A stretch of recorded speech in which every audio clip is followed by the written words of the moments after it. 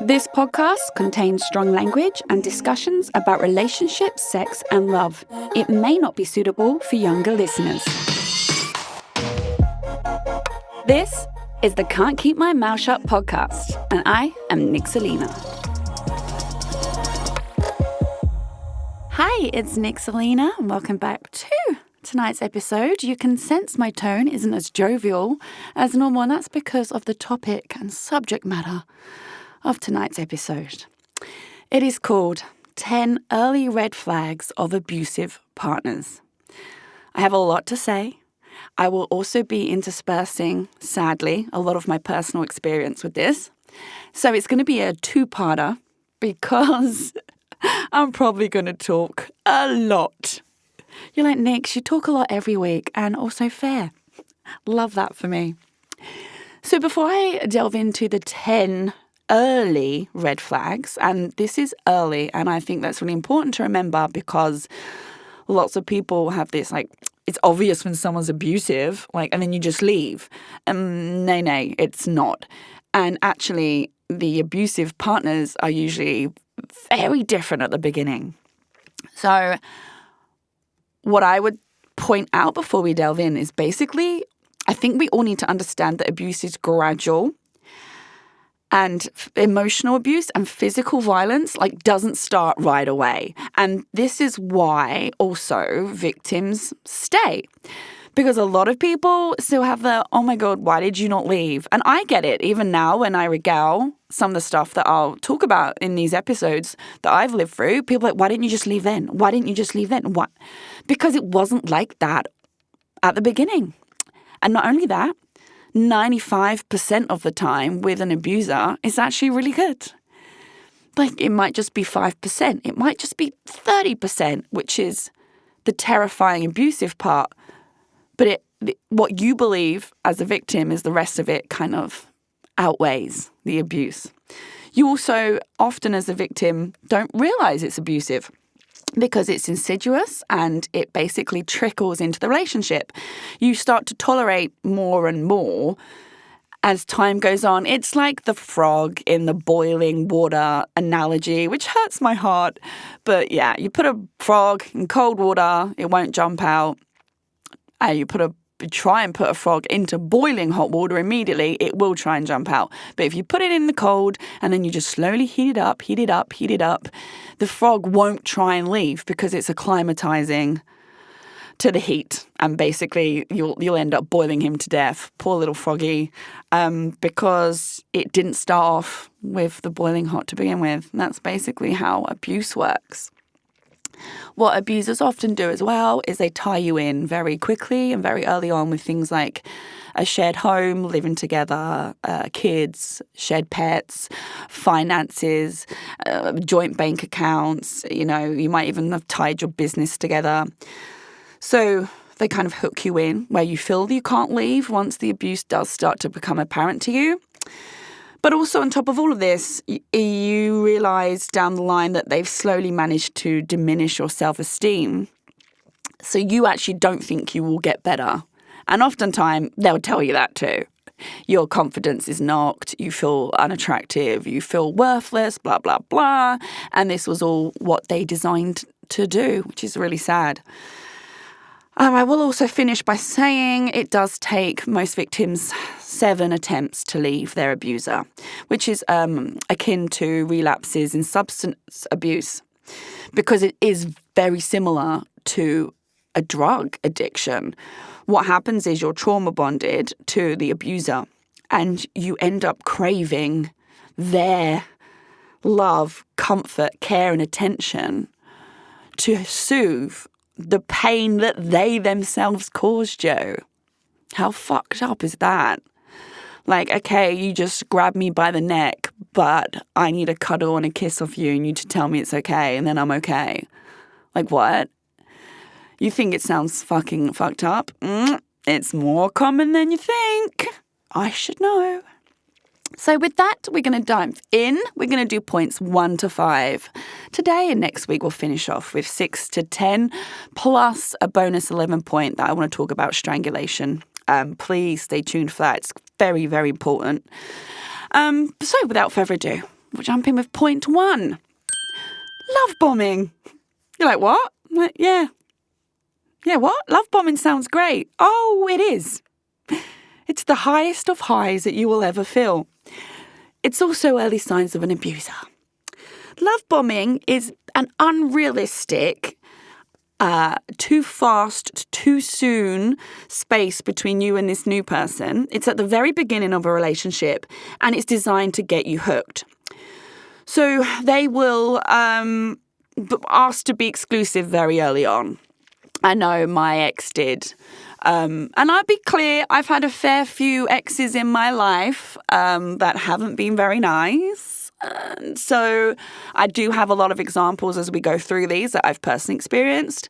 But one of my exes, yes, after a couple of weeks, he wanted to be exclusive. We didn't know each other. We'd met like 5 times. I'm like, and I say like, I can't, like, it's too soon. But he was very adamant and charmingly adamant as well. And love bombing is the best feeling in the world.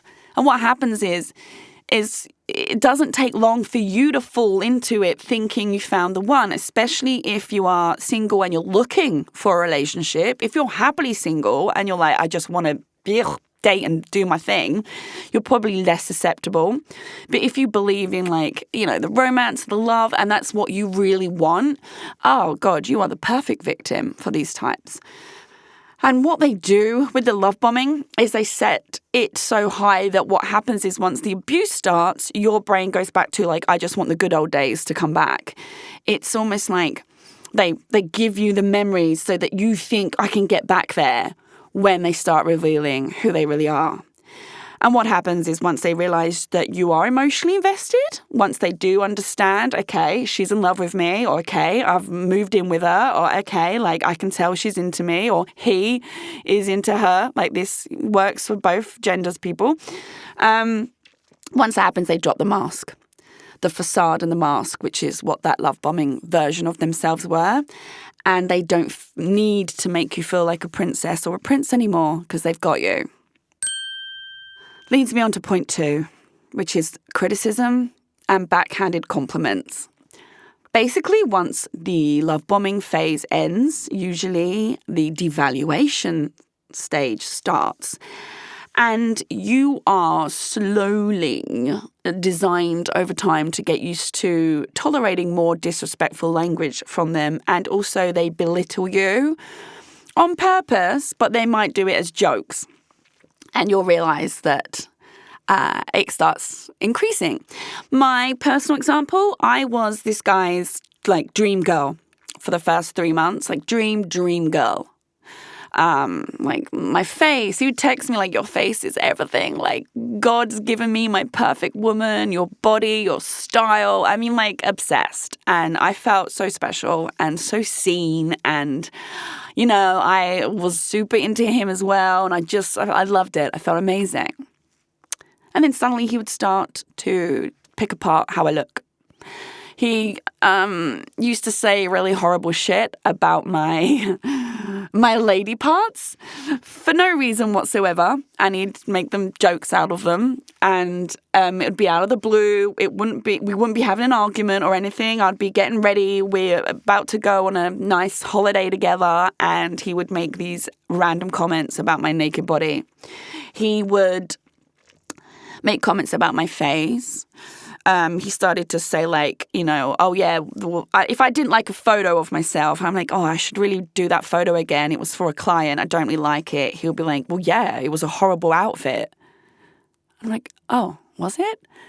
And he wouldn't say it at the time, but there's things like that. And it really started to increase, you know. He played on as well, like my age. Like I was older, and he knew that would be something that might be insecure about. And he would stick the knife in as and when he fancied it. And I couldn't tell you what would cause the criticism. Like I said, like we'd be having a nice morning together and he would just come out with stuff. Or I'd bend down to kiss him and he would talk about my face sagging. And I'm like, what? It's scary. It is deeply traumatic, and it is something you take a really long time to process through. people don't realize how much these subtle criticisms, especially about how you look, and especially about things that they loved at the beginning, it really destroys your self-esteem. And even me, like logically, I could sit there and go, hang on a minute, I was his dream girl 3 months ago. And now suddenly my face is sagging? Like, no one ages that quickly. This can't be true. Either he always thought my face was sagging, in which case, why is he with me? Or I am the dream girl, but he's saying stuff like this to bring me down. But why? Why would you want to bring down someone that you love, you know? It fucks with your head. Hi, allow me to pop right in here for a quick break and introduce you to today's sponsor, which is the Meat Club, an online food delivery service based in Singapore. These guys started out in 2014 because they were finding it difficult to source high-quality, affordable meat in Singapore. And I totally get where they're coming from. I really struggle with my home cooking on finding the produce. Now, I love to cook a British Sunday roast dinner. If you're on my Instagram, you know it's my thing. But it's always about the produce and ingredients you start off with. And so when I found the Meat Club, I was really excited to try out their fresh, organic, cage-free chicken, the vegetables. They source everything from New Zealand and Australia, so that kind of tells you the quality of food that you're dealing with. Now, they're not a butcher's, so let's get that straight. They do not touch, fill, seal, or open any of the produce. They completely trust their suppliers to bring in the best food, which means they also remove any unnecessary freezing and defrosting cycles. Basically, you're getting, I say as best you can, farm to table, given we do live in the city, right? Now, with these guys, the subscription service that they offer, you can do it every week, every 2 weeks, every 4 weeks, or you could even do a one-off shop just to dip your toe in, see if you like it. But I love how they take the hassle and the stress out of worrying whether my kitchen and fridge is going to be full of food or not. You can do quite literally a click, set and forget subscription model with them. That's it, done and dusted. You don't need to worry anymore. They also offer $140 in rewards with your subscription service. And if you use my personal code, NIX15, that's NIX15, you will receive $15 off at checkout. So once again, thank you so much to the Meat Club for sponsoring today's episode. And thank you for making my personal roast dinners taste even better. And with that, we'll head back to the story. Moving on to point 3 is double standards, especially with the male-female gender dynamic. The double standards would be they can go out and drink, but you can't. They can go and flirt, but you can't. They can go to whorehouses, but you can't even go anywhere where there's men. They can Google women or search on social media for women, but you can't even be looking at other people's profiles.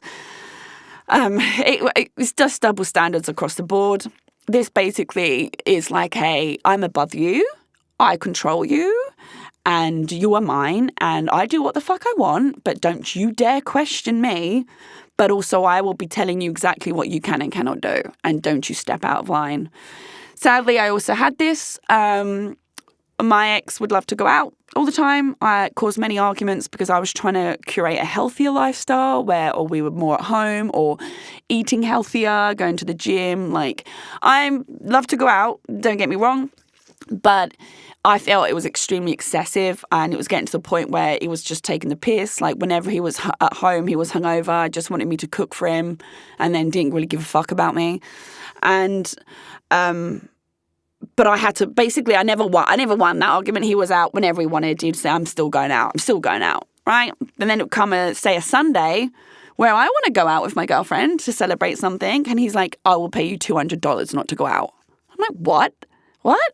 I want to go out. You went out Friday. You went out Wednesday. You went out Tuesday. I haven't been out. I want to go and celebrate and have some beers. Like, I'll be out gone for 3 hours. No.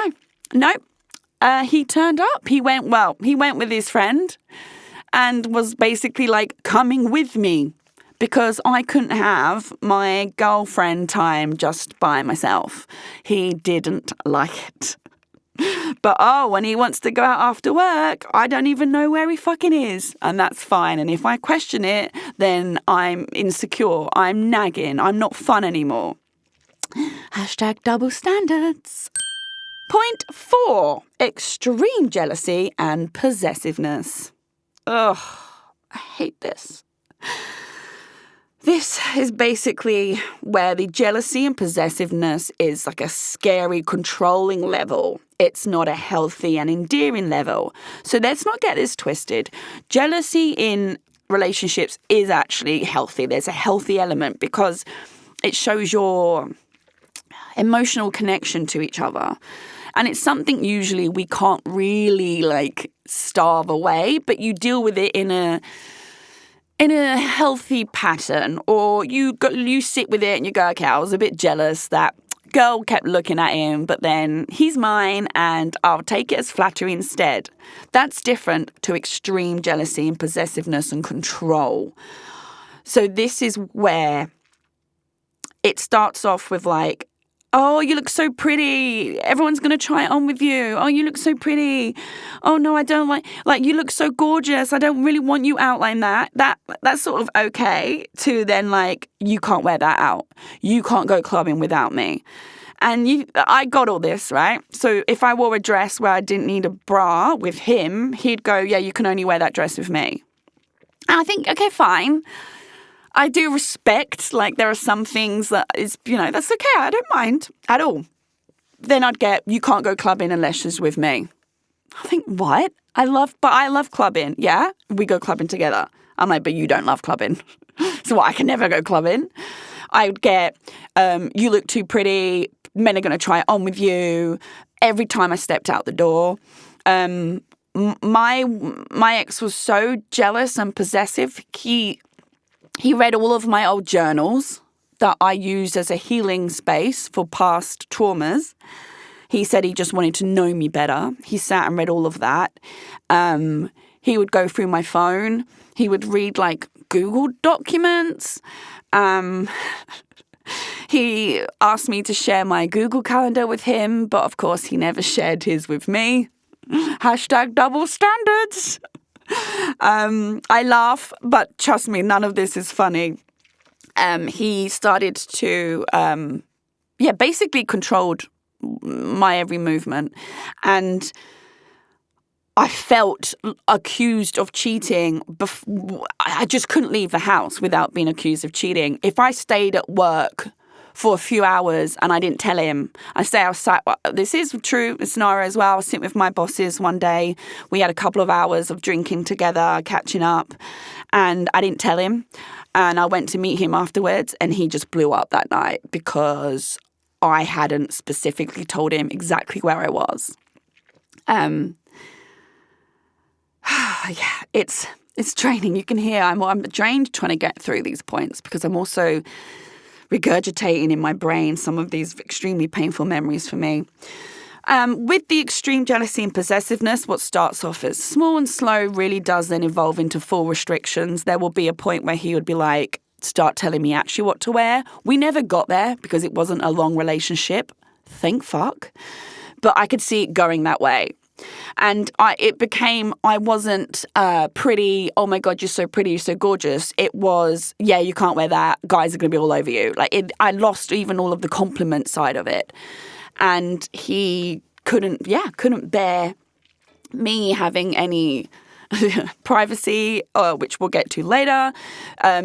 The jealousy and possessiveness translated to always wanting to know where I am, who I'm with, what I'm wearing, reading through everything I own, literally everything. My phone was basically his phone at points.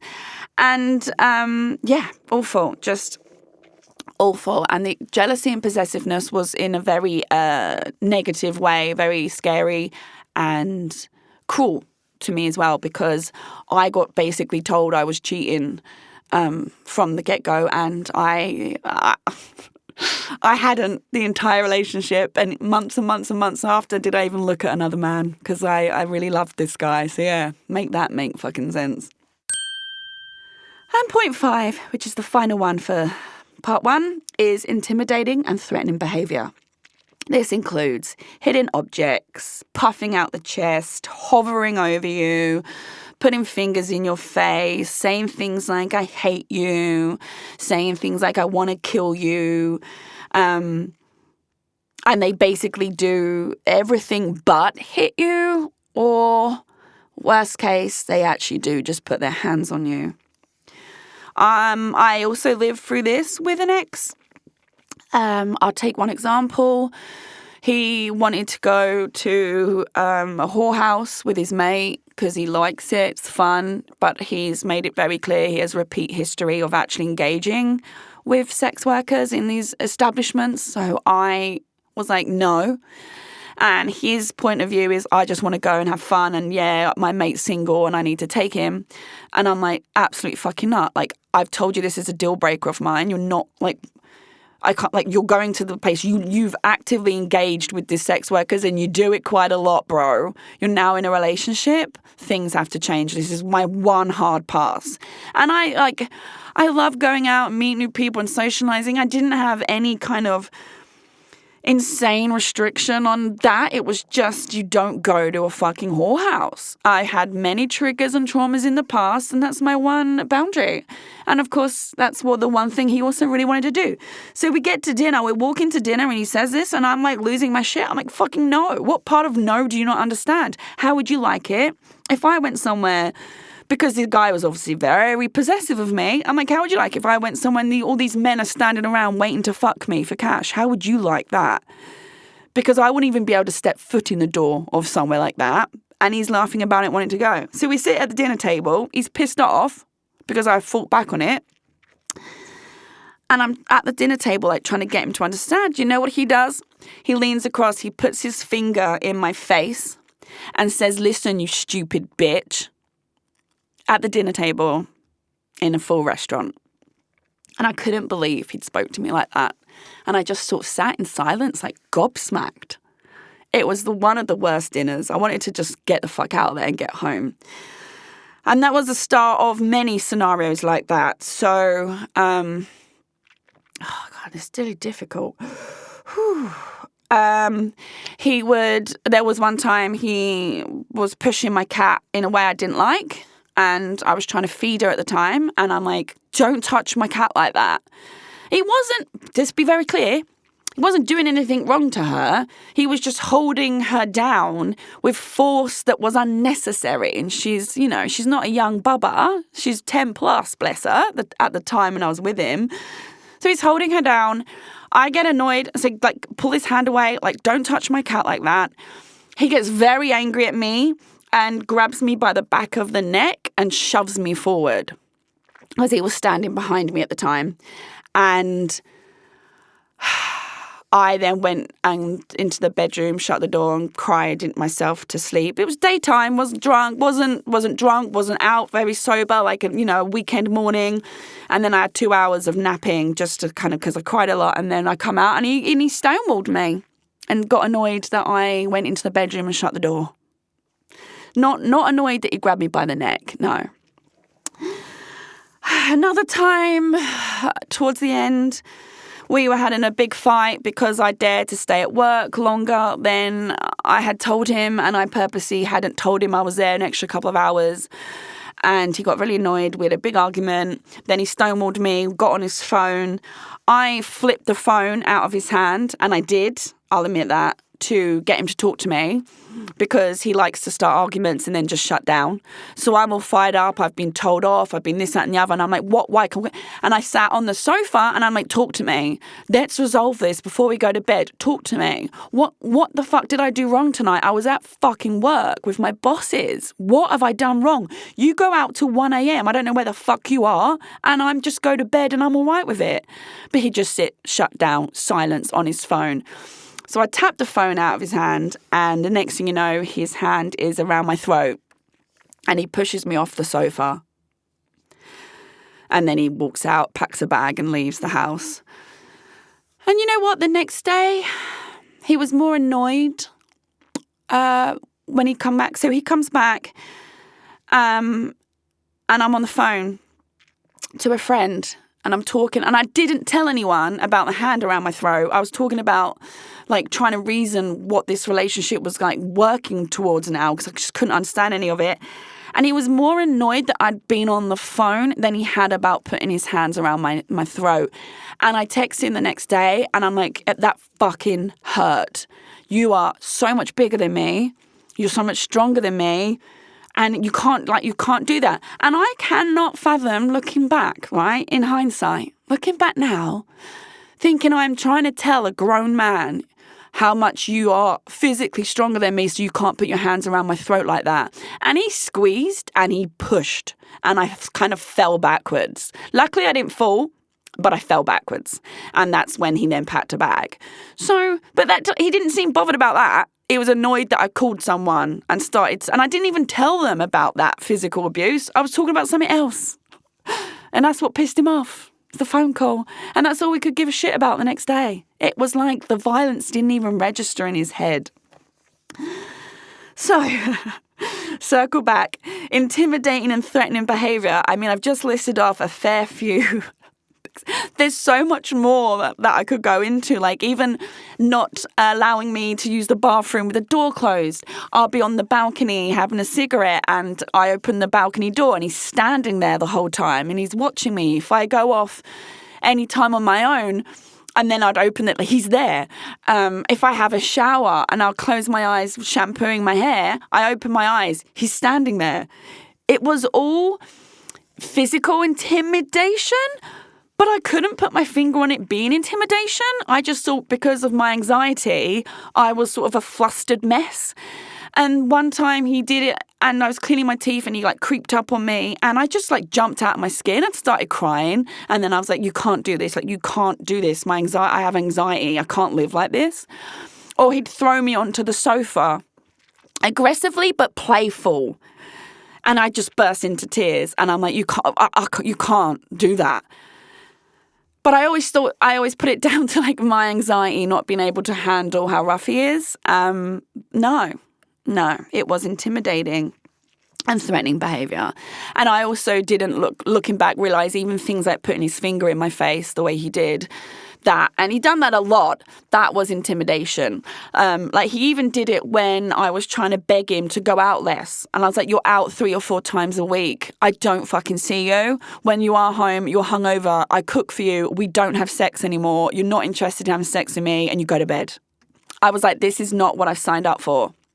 And he stands up, points his finger down. So I'm sitting down, he stands over me, points his finger down into my face and says, if you want me to go out only 2 nights a week, you fucking ask for it. And I thought, haven't I been asking for it the whole time? Is that exact? I'm literally asking for it right now. That's what I'm doing. But he might as well have said beg for it, because that was what he's saying. He's standing up, towering over me and saying, you fucking make me beg for me to do that for you, and I'll do it. That was the whole demeanour. It was terrifying.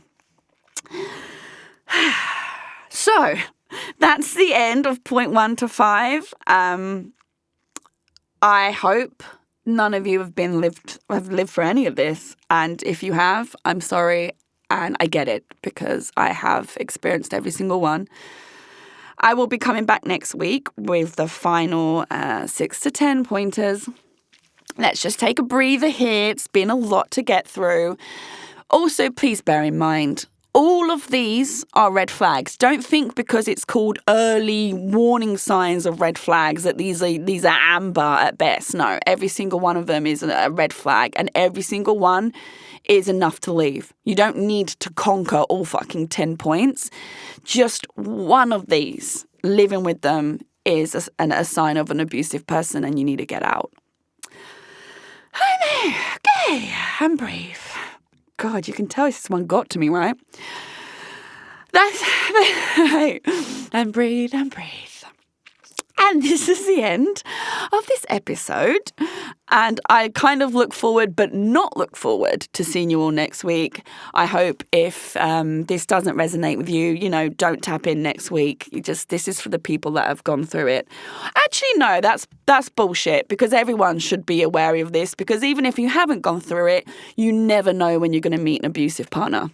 So yeah, in fact, y'all should listen. And with that, I will see you all next week, and take care of yourselves.